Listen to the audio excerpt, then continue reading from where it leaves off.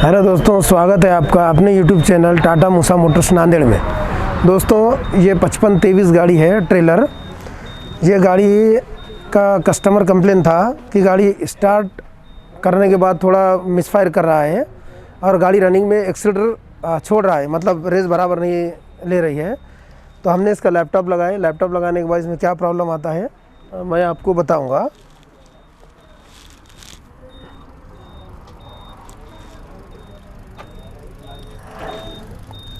दोस्तों, ये गाड़ी को लैपटॉप लगाए तो देख लिए ये जो एरर आ रहा है 2311 एक्टिव में है वो।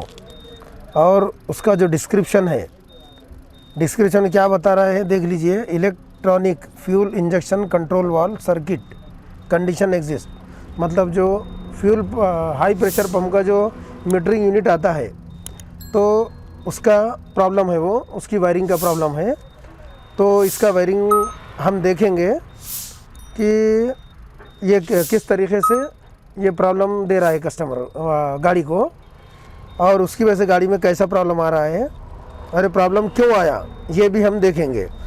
क्योंकि ये जो 2311 जो है इलेक्ट्रॉनिक फ्यूल इंजेक्शन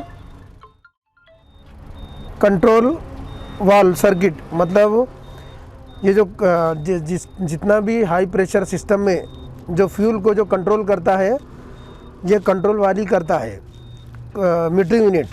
जैसा भी मान लीजिए ड्राइवर साहब एक्सीलरेटर दबाते हैं तो वैसा अपना जो ECU रहता है, ECU को इंफॉर्मेशन जाता है। तो उसके बारे में अपन देखेंगे ज़रा। आ जाओ ज़रा बस। तो दोस्तों, ये जो 2311 जो फॉल्ट बता रहा था, तो इसका हमने जो J1 की वायरिंग में, J1 की जो वायरिंग रहती है उसमें जो मीटरिंग यूनिट को जो 2 वायर का जो कपलर रहता है, तो वो वायरिंग हमने चेक किए। तो जहाँ मीटरिंग यूनिट को जो सॉकेट वो लग रहा है 2 पिन वाला कपलर, तो अंदर पूरा डस्ट भरा हुआ है। और जो अंदर मीटरिंग यूनिट के जो सॉकेट लग रहा है उसके अंदर के जो पिन रहते हैं वो भी थोड़े फैले हुए हैं, उसकी वजह से बराबर कांटेक्ट नहीं हो रहा है वो। मैं ये फ़ोटो शेयर कर रहा हूँ, आप ये देख लीजिए। दोस्तों, ये हमने जो भी J1 का वायरिंग है वो वायरिंग चेक करके, और मीटरिंग यूनिट का जो सॉकेट है वो भी बराबर लगा है प्रॉपर तरीके से। और जो मीटरिंग यूनिट के अंदर के जो 2 पिन आते हैं तो वो पिन को भी स्प्रे वगैरह मार के उसको क्लीन किए, और बाकी दूसरा चेकअप करके और लगाने के बाद फॉल्ट कोड तो इनएक्टिव हो गया वो। और अभी गाड़ी स्टार्ट करके जो कमांड और मेज़र जो अपन पैरामीटर में चेक करते हैं डाटा मॉनिटर में, तो वो मैं आपको बताऊंगा कि कमांड जितना होना चाहिए, कमांड के हिसाब से जैसा एक्सीलरेटर अपन ऑपरेट करते हैं तो ECM को जितना इन्फॉर्मेशन जाता है कि इतना एक्सीलरेटर दबा हुआ है और डीजल का कॉमन रेल में उतना प्रेशर रहना चाहिए। तो वो प्रेशर मेंटेन कौन करता है? ये मीटरिंग यूनिट को ऑपरेट करने के लिए जो ECM जो ऑपरेट करता है मीटरिंग यूनिट को, क्योंकि मीटरिंग यूनिट एक्चुएटर है।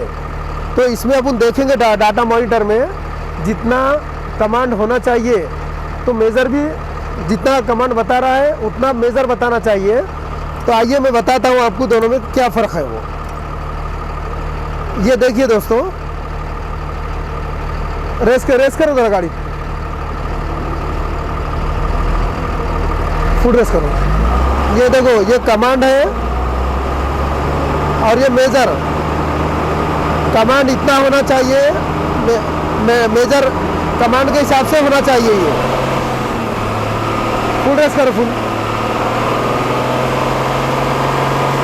ये फुल स्पीड में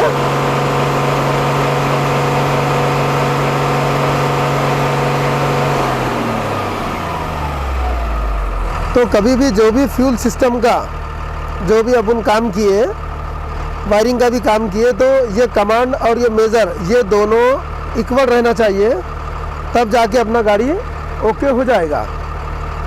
दोस्तों, उम्मीद है कि मेरा ये वीडियो आपको पसंद आया होगा और मेरे इस चैनल से जुड़े रहें ताकि आपको जो भी आने वाली हर वीडियो आप तक पहुँचे।